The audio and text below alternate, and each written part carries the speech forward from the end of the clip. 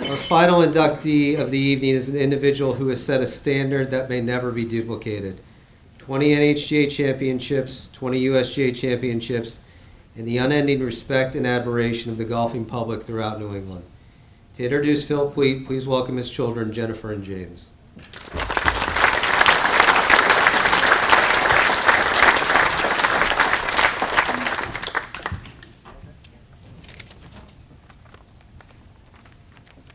Hi everyone. It's a pleasure to be here tonight amongst all the New Hampshire champions and to introduce our father, Phil Pleat, as an inductee to the New Hampshire Golf Association Hall of Fame. Thank you to the NHGA for this recognition.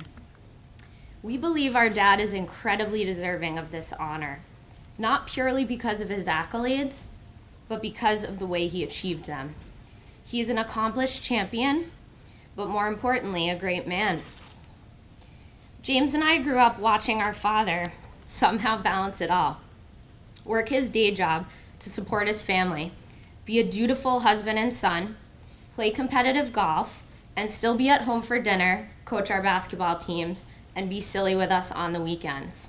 He always put his family first and continues to today. Amidst all of these obligations, he carved out time to compete at a high level in the game he loves. His work ethic and ambition are a model to James and I, one that we both tried to emulate as college athletes and now as people. We most admire his humility. Throughout his successful golf career, he has continued to stay humble, hungry, and determined. He would often impart his wisdom on us. He would say, "Stay humble and let your game do the talking." What Jenny and I appreciate about our dad as a competitor is that he never seems to be completely satisfied. He does not get complacent and instead focuses on self-improvement. As a result, our dad is unequivocally a student of the game of golf. If you look at the home screen on his phone, you will see about 100 bookmarks of YouTube videos with swing tips from teaching pros. Similarly, if you turn on any of the TVs in his home, the chances are high that the Golf Channel will pop up first. Our dad's passion and genuine love for the game of golf is undeniable and has contributed to his longevity as an amateur golfer. In addition to being his children, Jenny and I were and still are his #1 fans, along with our mom, Lisa. Growing up, we would watch him play in tournaments like the State Amateur, the New England Amateur, and Tri-States. We went from being his fans, to his caddies, to his playing partners in parent-child events. This was the equivalent of becoming teammates with your favorite professional athlete. We've had many special memories with our dad, both on and off the golf course, which would not have been possible if not for his devotion as a father. It is our pleasure to introduce our father, Phil Pleat, as a New Hampshire Golf Hall of Fame inductee.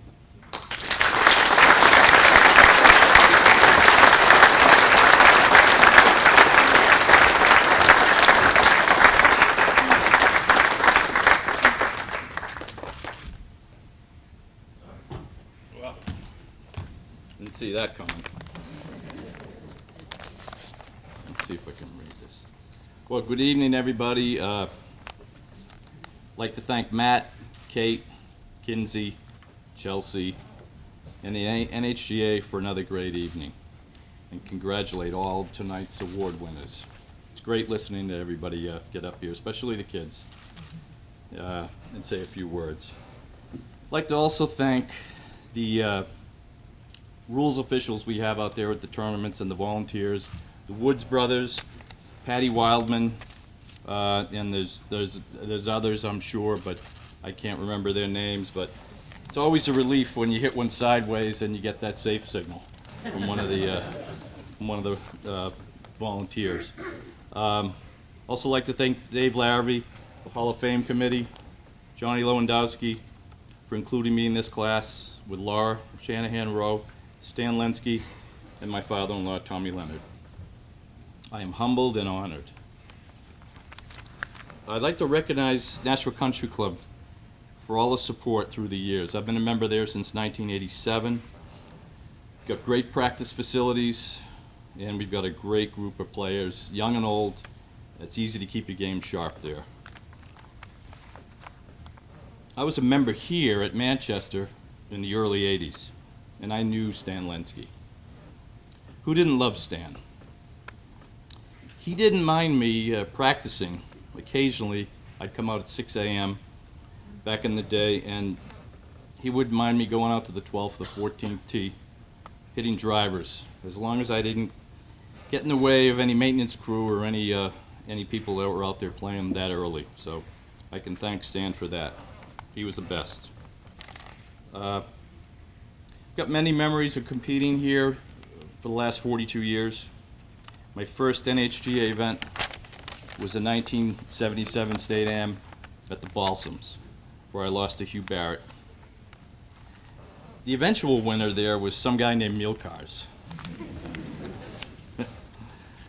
Through these years, I've forged many friendships with people that I've competed against often, and many of them are here tonight.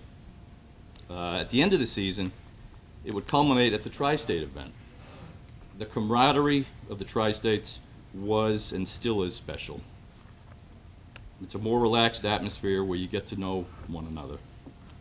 Years ago, when I'm going back, there was no point system for selecting that team, or it was Doc Elliott. Doc would approach you during the State Am, either during it or after it ended. He'd be holding this tiny piece of paper that fit right into the palm of his hand. On it, a list of his invitees. Doc loved the Tri-States. I'd like to recognize some people here who've supported me through the years. I'm thankful for my late parents, Jim and Nia, who were always there for me. I'm also grateful for my brother-in-law, the New Hampshire PGA Professional of the Year, Joel St. Laurent, the late Phil Friel, the late John Mills. They helped me immensely in understanding the golf swing. I'd also like to mention a guy by the name of Tom Stanley.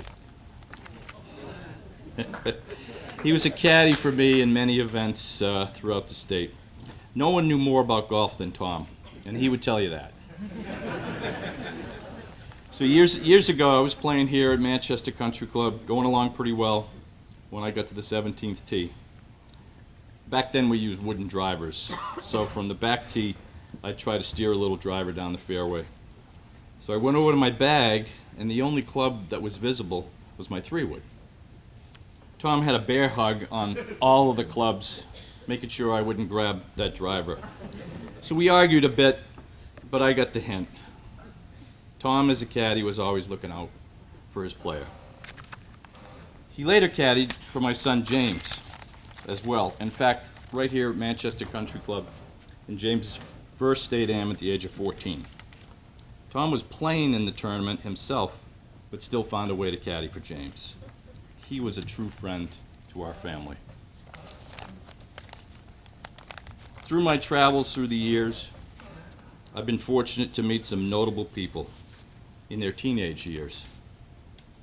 I was on the range at TPC Sawgrass at the 1994 U.S. Amateur, finishing up my practice session, when I noticed a group of spectators gathering behind the ropes next to me. Of course, they weren't there to watch me. Tiger Woods had pulled in behind me. He was 18, so I introduced myself, wished him good luck that week. Later on, I traveled to Scotland in 1998 with my wife and David and Maureen Friel to play the British Amateur. While David and I were practicing at a sheltered range because it was raining sideways, shocker, in Scotland, we ran into Trevor Immelman, future Masters winner. I also met Justin Rose on the putting green, and we had a nice conversation. He was as genuine then as he is now. Playing competitive golf, I think you need a plan. You have to be disciplined. You have to stay calm and stable. And I think the same can be said for raising a family. The stabilizing force in our family is my wife, Lisa. I'm grateful for all of her support, what she endured with the ups and downs of competitive golf in our 37 years of marriage.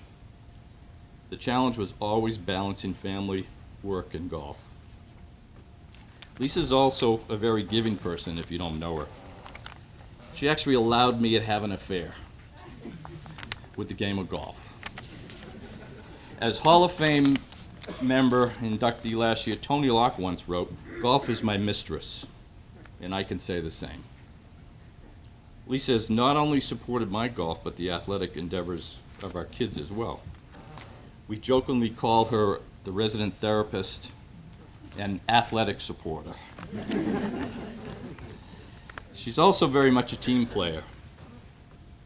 She even washed the New Hampshire team golf shirts for Peter Houle, Bob Mielkars, and myself prior to the final round of the 1997 USGA state team event in Arizona. Why did she do that? We only got 2 shirts each, and it was a 3-round tournament.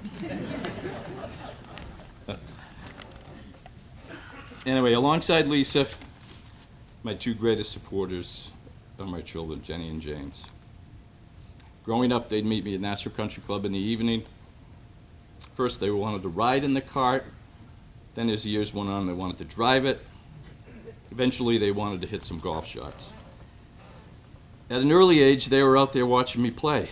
I still remember Jenny, at age 2, in a pink ruffled skirt with a matching visor, holding a flag she had made saying, "Good luck, Daddy."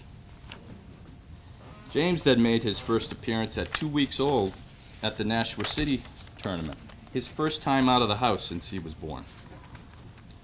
The kids often don matching t-shirts saying "Daddy's Caddy." Now, some of my fondest memories are playing golf with him. The major every year was the parent-child event at Nashua Country Club, and that was big. Jenny and I moved up, we played in that, then we moved up to the New Hampshire Golf Association father-daughter event. But eventually she chose basketball in the summer and continued playing through college.